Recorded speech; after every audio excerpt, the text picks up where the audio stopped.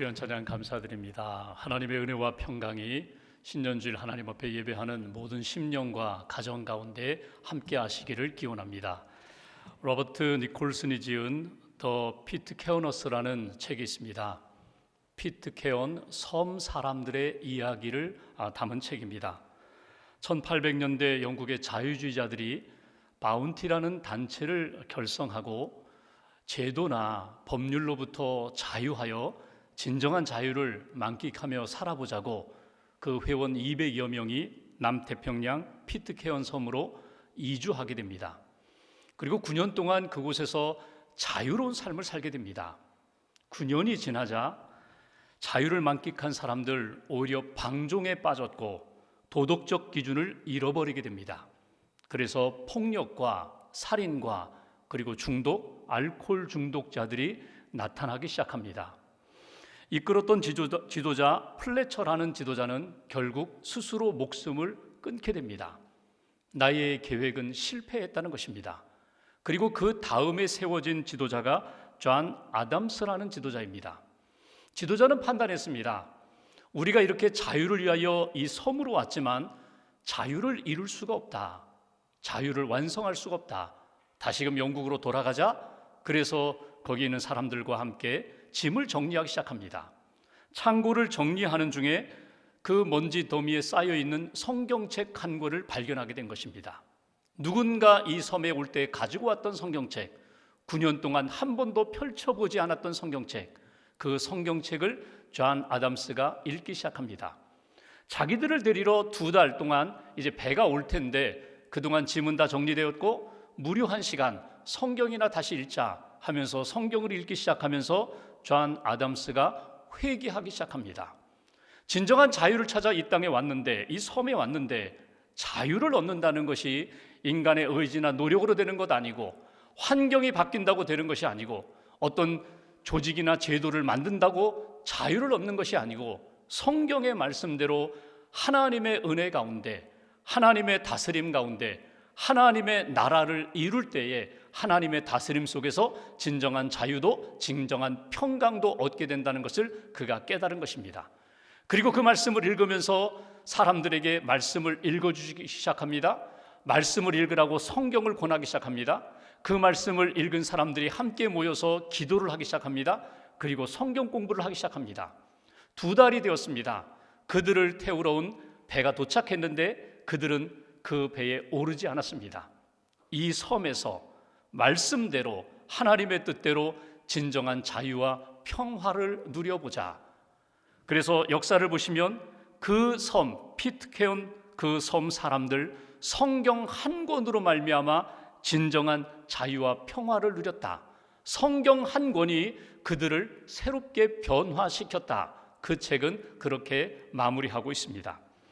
여러분, 성경 말씀이 들어가는 곳에 심령이 변화되고 가정이 변화되고 사회가 변화되어 하나님이 기뻐하시는 하늘나라의 삶을 이룰 수 있다는 것입니다. 여러분은 성경 말씀을 읽으며 그 말씀을 믿고 있습니까? 여러분은 성경 말씀을 따라서 그 말씀대로 살아가고 있습니까?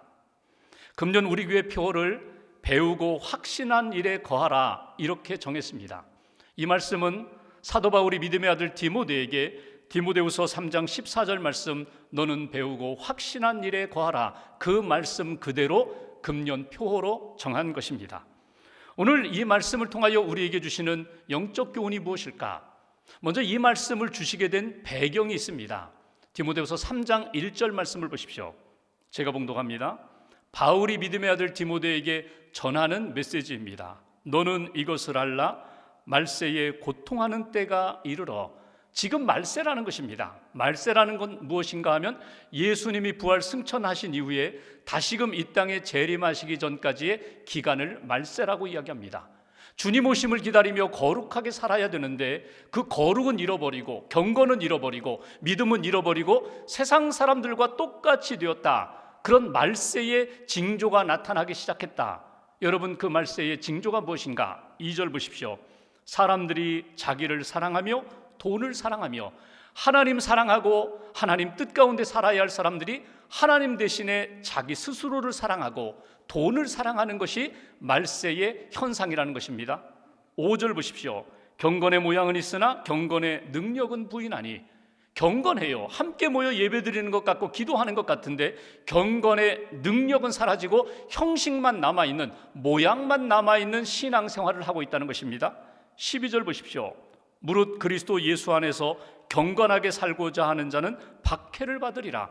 그나마 믿음으로 살고자 하는 사람들 여러 가지 어려움을 겪는다는 것입니다. 박해를 받는다는 것입니다. 13절 악한 사람들과 속이는 자들은 더욱 악하여져서 속이기도 하고 속기도 하나니. 미혹의 영이, 유혹하는 사람들이 등장하여 끊임없이 유혹과 절망에 빠뜨리는 그런 일들이 있다.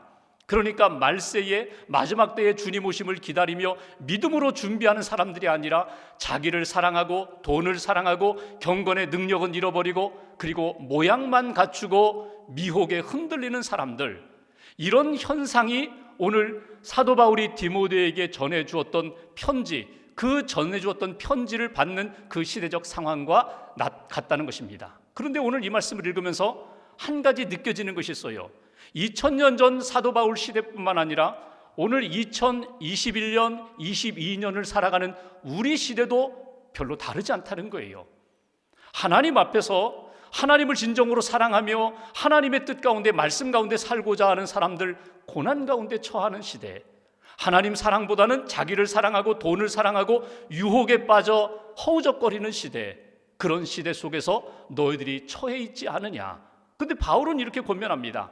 이런 말세의 징조가 나타나지만, 하나님 앞에 아름답지 못한 현상들이 나타나지만 14절 말씀 보십시오. 무엇으로 시작합니까? 그러나 세상은 이렇게 흘러갈지 모르지만 믿음의 사람은, 깨어있는 사람은, 경건한 사람은 그대로 휩쓸려 가서는 안 된다는 것입니다. 그러나 너는 배우고 확신한 일에 거하라. 지금 이런 현상 속에서 너희가 미혹을 이길 수 있고 그리고 하나님 앞에 경건함을 지키며 믿음으로 승리할 수 있는 비결이 무엇인가? 말씀을 배우고 말씀을 확신하고 말씀 안에 거할 때에 너희가 영적으로 승리하는 하나님의 사람이 될 수 있다. 이것이 오늘 우리에게 주신 메시지입니다. 오늘 세 가지로 우리에게 가르쳐 주십니다. 첫 번째, 바울이 디모데에게 이렇게 권면합니다. 너는 말씀을 배우라는 것입니다. 말씀을 배우라. 오늘 본문 16절 말씀 보실까요? 16절 한 절을 같이 봉독하겠습니다. 모든 성경은 하나님의 감동으로 된 것으로 교훈과 책망과 바르게 함과 의로 교육하기에 유익하니. 아멘. 말씀을 배우라. 우리가 배울 그 말씀, 성경은 어떤 책인가? 성경은 하나님의 감동으로 지어진 책이다. 하나님의 영감으로 쓰여진 책이다. 또 다른 번역을 보면 하나님의 숨결로 이루어진 책이다.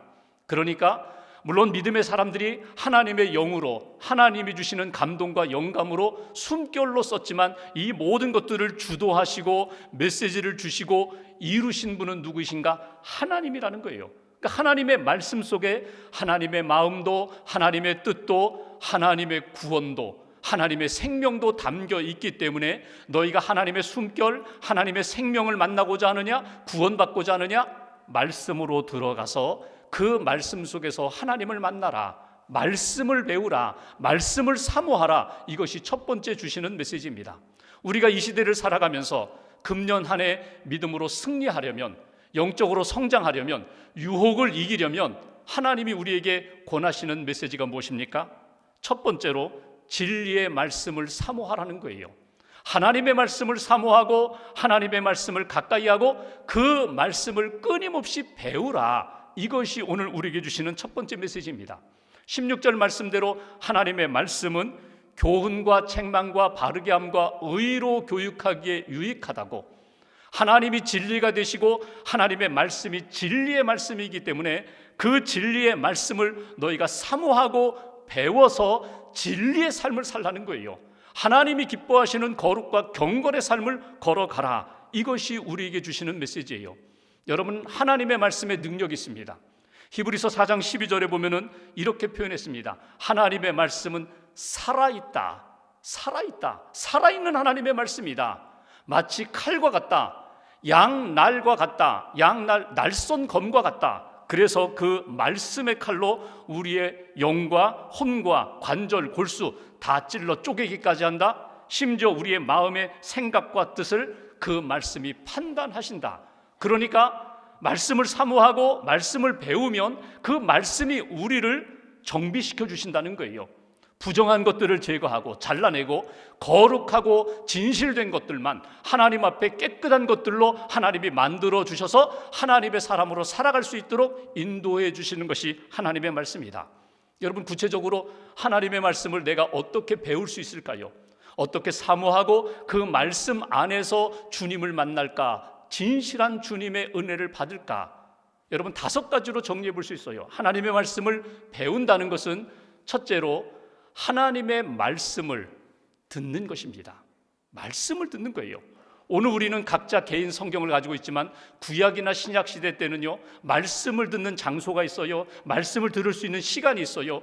여러분, 우리가 하나님께 예배를 드리면서 하나님이 우리에게 주시는 음성, 집중하여 그 말씀을 들어라. 두 번째, 말씀을 읽어라. 말씀을 어떻게 읽으라고요? 규칙적으로 읽으라는 거예요. 창세기부터 요한계시록까지 골고루 읽으라는 거예요. 통독하라는 거예요. 내게 좋은 말씀, 필요한 말씀, 입에 맞는 말씀만 그렇게 편식하지 말고 말씀 전체를 골고루 규칙적으로 그 말씀을 읽어라. 세 번째, 말씀을 연구해라. 수박 겉핥기식으로 쭉 다 읽었어, 알아. 그렇게 넘기지 말고 더 깊이 연구하고 공부해서 하나님의 말씀, 깊은 하나님의 말씀, 그 보석을 캐내라는 거예요. 하나님의 말씀 공부할 수 있는 성경 공부에 참여하라. 연구 모임에 참여해라. 그리고 네 번째, 하나님의 말씀을 암송하라는 거예요. 하나님의 말씀 암송하는 거 쉽지 않습니다. 그런데 그 말씀을 암송하면 말씀이 내 심령 안에 들어와요. 내재된 말씀이 되어 말씀이 체화되어 그리고 결정적인 시간에 그 말씀이 나를 이끌어갑니다. 말씀이 나를 인도합니다. 마지막 5번째, 하나님의 말씀을 묵상하라. 계속 되새김하라는 거예요. 계속해서 되새김하면서 하나님이 내게 원하시는 뜻을 분명히 깨닫고 적용할 수 있는 것을 깨닫고 그 길을 향하여 걸어가라. 여러분, 하나님의 말씀을 이렇게 듣고 읽고 연구하고 암송하고 묵상하는 가운데 놓치지 말아야 할 초점이 있습니다. 하나님의 말씀을 우리가 배우면서 초점은 언제나 하나님께 두셔야 돼요. 예수님께 두셔야 돼요. 나에게 초점을 맞추고 말씀을 이용하는 것이 아니라 하나님이 말씀 속에서 내게 무엇을 원하시는가, 하나님께 집중하셔야 된다는 거예요. 그리고 성령님의 도우심을 받아야 돼요. 빛이 있을 때 우리가 제대로 볼 수 있는 것처럼 성령의 조명하에, 성령님의 감동과 도우심 하에 하나님의 말씀을 가까이 하고 배우고 그 말씀으로 우리의 심령 가운데 주시는 은혜를 받아라. D.L. 무디 목사님, 그분은 부흥사였습니다. 말씀을 아주 잘 전하셨던 그런 목사님이세요. 그런데 실제로 그분은 제대로 공부는 못한 분이에요. 세상의 학식은 많지 않은 분이에요. 그럼에도 불구하고 그분의 지혜나 그분의 능력은 탁월했습니다. 그분의 설교를 들으면서 많은 사람들이 심령이 깨어지는, 하나님의 은혜로 구원받는 역사가 많이 나타났거든요. 근데 그분은 이렇게 간증을 합니다. 나는 한 책의 사람입니다. 나는 오직 성경의 말씀으로만 하나님이 기뻐하시는 길을 걸어가는 사람입니다. 구체적으로 그는 이렇게 이야기했습니다. 세상의 것들을 포기하지 않으면 하나님의 말씀에 집중할 수가 없습니다. 세상의 모든 것 누리고 즐기고 세상의 스케줄대로 살아가면서 내가 말씀을 읽겠다, 말씀에 집중하겠다, 될 수 없다는 거예요. 하나님의 말씀에 집중하기 위해서는 우선순위를 정하여서 정리할 것 정리하고 포기할 것, 세상의 것들을 포기할 때 하나님의 말씀을 집중할 수 있다. 그분은 이렇게 표현했습니다. 하나님의 말씀은 생명의 책입니다. 변화의 책입니다. 말씀을 만날 때에 나에게 생명을 주시고 변화를 일으켜 주십니다. 지식의 책이 아닙니다. 무엇을 얻어서 내 머릿속에 집어넣는 책이 아니라 하나님을 만날 수 있는 책이고 생명을 얻을 수 있는 책이고 나를 변화시켜 주시는 생명책입니다. 여러분, 오늘 바울이 디모데에게 권면한 것처럼 하나님의 말씀, 진리의 말씀을 사모하시고 진리의 말씀을 배우시고 진리의 말씀 안에서 우리의 심령과 삶이 새롭게 변화되는 그런 인생 걸어가시기를 주님의 이름으로 기원합니다. 두 번째로 바울은 디모데에게 말씀을 확신하라고 그렇게 권면을 합니다. 15절 말씀 보실까요? 15절 한 절을 같이 봉독합니다. 또 어려서부터 성경을 알았나니 성경은 능히 너로 하여금 그리스도 예수 안에 있는 믿음으로 말미암아 구원에 이르는 지혜가 있게 하느니라. 아멘. 여기 구원에 이르는 지혜, 성경 속에서 만날 수 있다. 두 번째, 사도 바울이 디모데에게 준 권면, 오늘 저희에게 주시는 메시지는 하나님의 말씀, 생명의 말씀을 믿으라는 거예요. 생명의 말씀을 확신하라. 하나님의 말씀, 우리에게 주시는 말씀으로 받아들이고 그 말씀을 아멘으로 믿으라는 거예요. 하나님의 말씀이 아주 방대합니다. 하나님의 말씀에는 여러 가지가 담겨 있어요. 그런데 그 하나님의 말씀 가운데 가장 중요한 핵심 한 가지는 무엇입니까? 그건 구원입니다. 창세기부터 요한계시록까지 오늘 주시는 말씀처럼 15절에 주신 말씀처럼 구원에 이르는 지혜가 성경 속에 담겨 있어요. 성경을 통해서 우리가 세상의 지식도 얻을 수 있어요. 건강하게 사는 법도 얻을 수 있어요. 돈 많이 버는 법도 얻을 수 있어요. 인간관계에 대해서 잠언의 말씀을 통하여 지혜도 얻을 수 있어요. 그러나 이런 많은 것들을 얻고 세상의 꿈을 갖는다 한들 여러분 진짜를 만나지 못하면 하나님 말씀 안에서 주님의 은혜를 받을 수가 없어요. 진짜는 어디에 있는가 하면 영혼의 구원에 있습니다.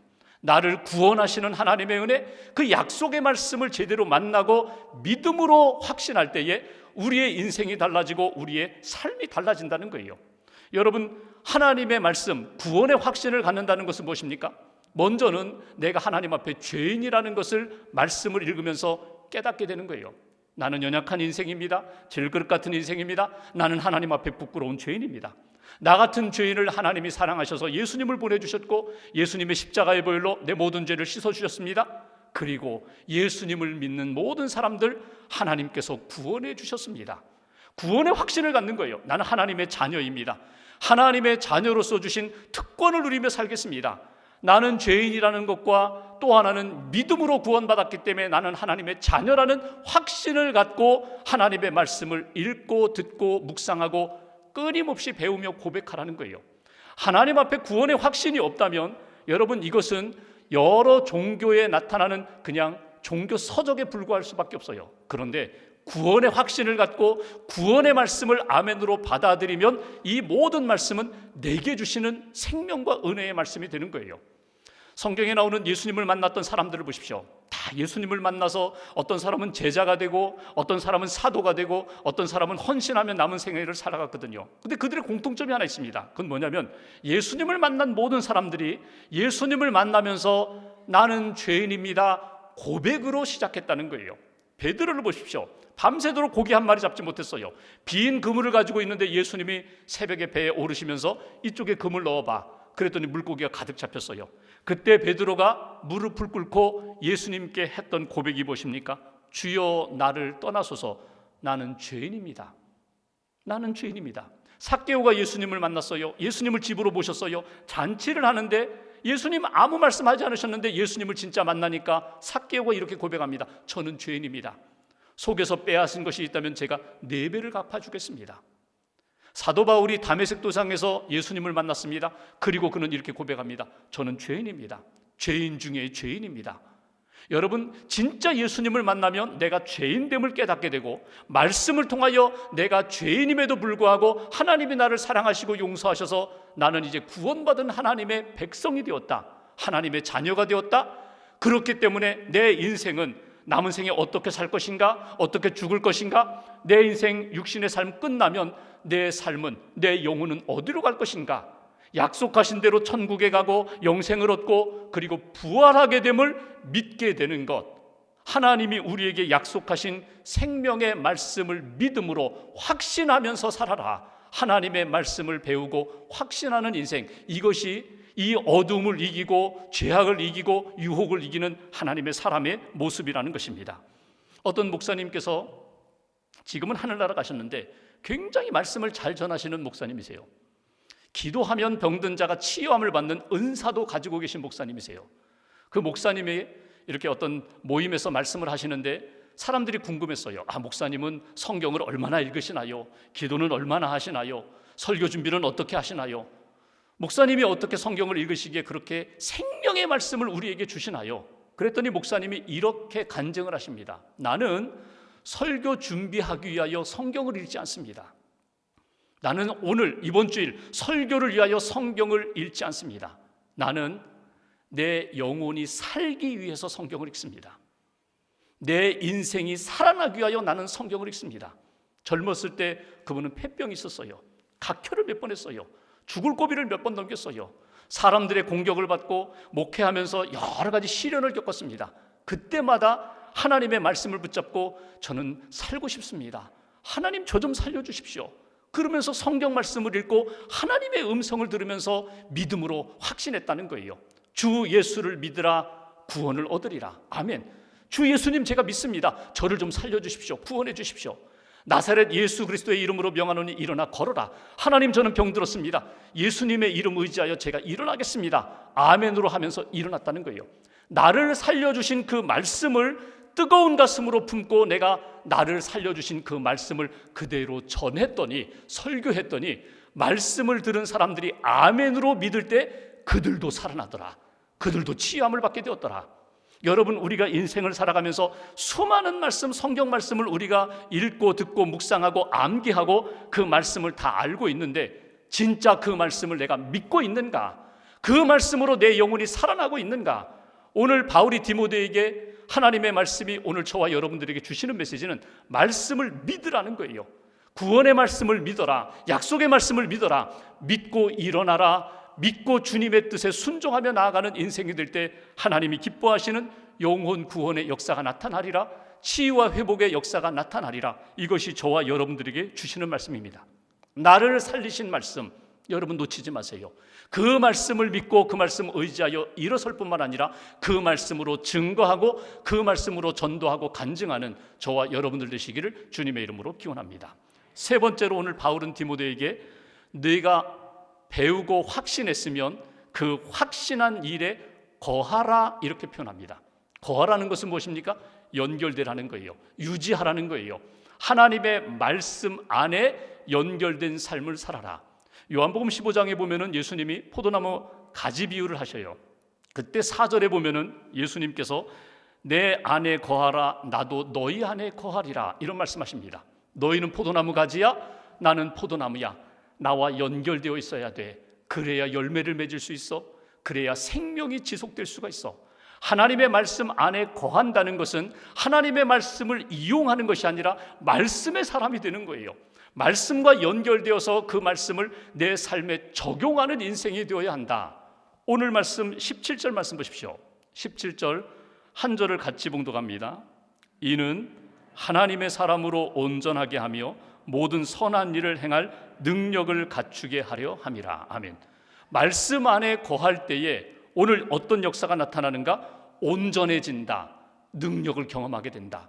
말씀 안에 연결되어 살아갈 때 그 말씀 안에 하나님이 나를 온전하게 세워주신다. 성숙하게 해주신다. 죄와 어둠의 문제를 이길 수 있는 거룩한 백성으로 세워주신다. 능력을 체험하게 된다. 내 능력이 아니라 하나님의 능력을 체험하고 하나님의 영광을 드러내는 그런 인생이 되게 해주신다. 여기에 우리에게 주시는 세 번째 메시지가 있습니다. 여러분, 말씀의 능력이 있습니다. 그 능력의 말씀을 삶에 실천하라. 적용하라. 순종하라. 이것이 저와 여러분들에게 주신 메시지예요. 포도나무 가지가 원줄기에 붙어 있을 때 그 원줄기에서 공급되는 힘으로, 수분으로, 영양분으로 열매를 맺을 수 있는 것처럼 여러분, 말씀과 연결되어 있으면 하나님과 연결되어 있는 것이고 복음과 연결되어 있는 것이고 말씀과 연결되어 있으면 내 삶에 하나님의 능력이 나타나게 되고 우리의 삶이, 우리의 심령이 변화되는 역사가 나타나게 되고 하나님이 보시기에 아름다운 믿음의 열매를 맺는, 성령의 열매를 맺는 그런 인생으로 나아가게 되리라. 여러분, 오늘 신년 첫 주일을 지키면서 하나님이 저와 여러분들에게 주시는 메시지가 있어요. 기도하며 성령을 통하여 우리에게 주시는 메시지가 있어요. 생각나게 해주시는 말씀이 있어요. 그 말씀 외면하지 마세요. 붙잡으세요. 믿음으로 확신하세요. 그리고 이 말씀대로 제가 걷겠습니다. 나머지는 하나님께서 역사해 주옵소서. 아니, 하나님이 승리케 하시고 하나님이 영광 받으시고 하나님 나라가 이루어지는 그 뜻, 그 역사를 체험케 해 주옵소서. 기적의 $100라는 책이 있습니다. 한 20년 전에 나온 책인데 원래 이 책의 영어 제목은 The Kingdom Assignment라는 책이에요. 하나님 나라 과제, 하나님 나라 프로젝트, 뭐 그런 뜻이죠. 미국 LA에 있는 코스트힐 커뮤니티 처치에서 어느 주일에 목사님이 청지기에 관한 설교를 하셨어요. 청지기란 어떤 사람인가? 그 청지기에 관한 설교를 하신 다음에 자원자 100명에게 $100씩을 나눠줬습니다. 그러니까 $10,000죠. 자원하는 사람들 100명에게 주일 예배 끝나고 $100씩을 나눠줬어요. 조건은 딱 세 가지입니다. 첫째, 이 돈은 하나님의 돈이다. 하나님의 돈이라는 것을 늘 잊지 말고 이 돈을 사용하라. 둘째, 오직 하나님의 영광을 위하여 사용하라. 셋째, 다 사용한 다음에는 사람들에게 사용한 것에 대하여 나누어라. 그리고 3개월을 시간을 주었어요. 90일이 지났습니다. 그리고 그 100명의 사람들이 다 모였어요. 자기가 $100를 어떻게 썼는지 이제 간증을 하게 됩니다. 나눔을 갖게 됩니다. 어떤 사람은 불치병 어린이를 돕고, 노숙자를 돕고, 가난한 사람을 돕고, 예수 영화를 상영하는 것에 그 $100를 사용하고, 또 어떤 사람은 선교기금, 구제기금을 하기 위하여 그 $100를 시드머니로 해서, 씨앗으로 해서 모금 운동을 했는데 $13,000가 모였고, 다 $100 사용한 것에 대하여 다 눈물 어린 간증들이 나왔습니다. 그런데 그 100명의 사람들에게 공통된 것이 있었어요. 그건 뭐냐면 처음에 $100를 사용할 때에 두려웠다는 거예요. 야, 이거 쉽게 사용할 수 없는데, 하나님의 돈인데 쉽게 사용할 수 없는데 이걸 어떻게 사용할까? 그러면서 이 $100를 사용하기 위하여 기도하고 말씀을 통하여 하나님의 뜻을 품고 이렇게 시간이 지나다 보니까 처음에는 이 $100만 하나님의 돈으로 생각했는데 시간이 지나면서 내 인생 전체가 다 하나님의 것이라는 것을 깨닫게 됐다는 거예요. 내 생명도, 내 재물도, 내 건강도, 내 삶의 모든 여정도 이건 하나님의 것이다. 진짜 나는 청지기구나. 청지기를 깨닫게 되었다는 것입니다. 제가 목회하던 교회에서 이와 비슷한 프로젝트를 한 번 한 적이 있어요. $100의 이웃사랑이라고 해서 30명에게 $100씩을 나눠줬습니다. 그리고 이런 조건, 아무 조건도 붙이지 않았어요. 뭐 누가 이걸 썼으니 보고서를 내라는 등, 뭐 어떤 간증을 하라는 거, 이런 거 아무 조건 내걸지 않았어요. 딱 한 가지, 하나님 앞에 부끄럽지 않게만 사용하십시오. 하나님이 보십니다. 하나님이 아십니다. 그러니 하나님 앞에서 잘 사용하시고 은혜 받으십시오. 시간이 흘렀습니다.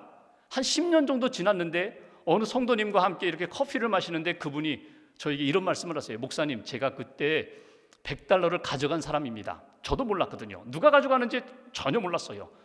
제가 그때 $100를 가져간 사람입니다. 그때 초신자였는데 $100를 가져가가지고 이거 어디다 쓸까 하는데 시간이 지나도 쓸 수 없어서 결국 교회에 반납하려고 했다는 거예요. 그러다가 아니지 그래도 사용해야지.